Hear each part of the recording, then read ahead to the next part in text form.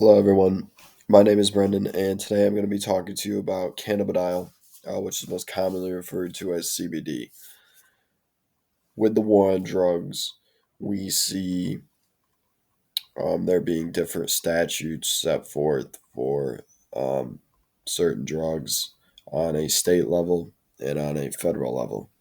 An example of one of these drugs would be marijuana. Marijuana is illegal on the federal level, but certain states have allowed complete legalization of marijuana, recreational use and medicinal use, or states have their own stipulations for recreational use or just medicinal use. Um, as we see with this growing in society. And something linked with that is the CBD. CBD is actually linked to marijuana because it is derived from the hemp plant. It's a chemical in the cannabis sativa plant, and one specific form of CBD is approved for medical treatment. The number one medical treatment form for CBD is it being used as anti-seizure medication. CBD can be in many forms. It can be vaporized into a liquid, or it can be in gummies, as we see here.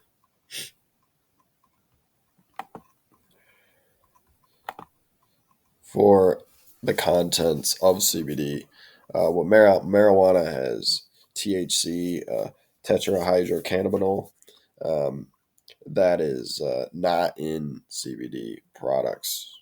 Well, it's not supposed to be in CBD products, as there are some CBD products that contain a low percentage of THC. It's not supposed to be in the products.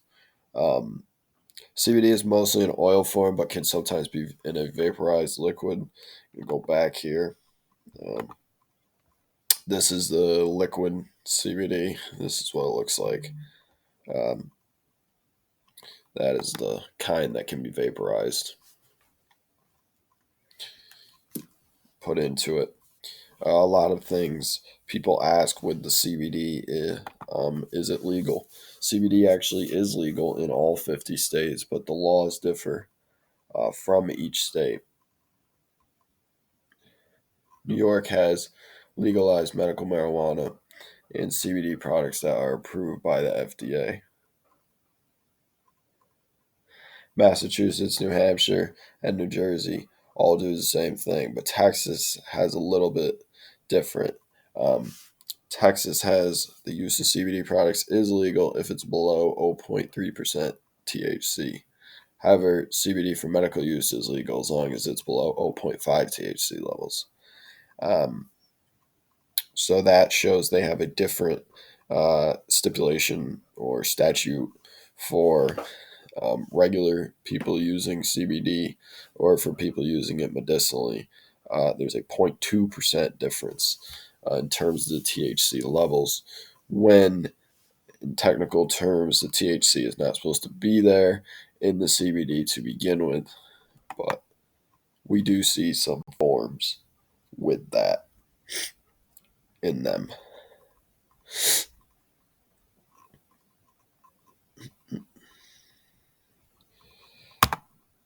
Okay.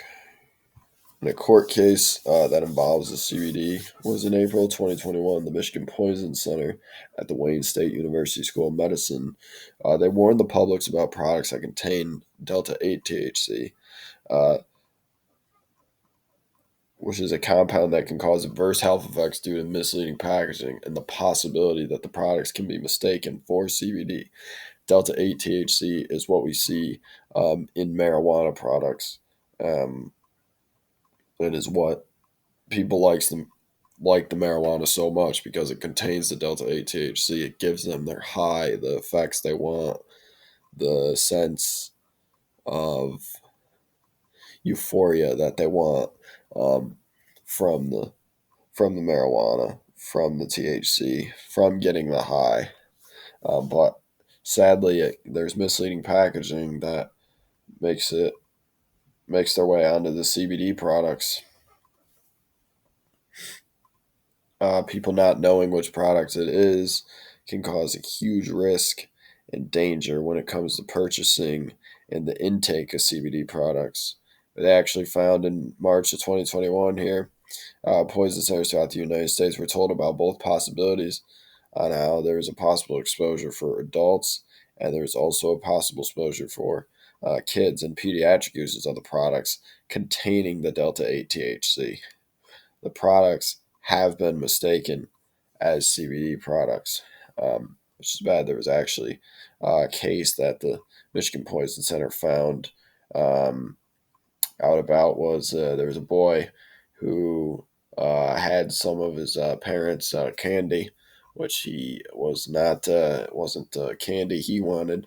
It was actually medicinal marijuana gummies, and they contained the Delta 8 THC, and they were supposed to be the CBD, and they didn't know, and they were in reach of the child, and the child ended up being hospitalized from ingesting those gummies, which is just a tragic,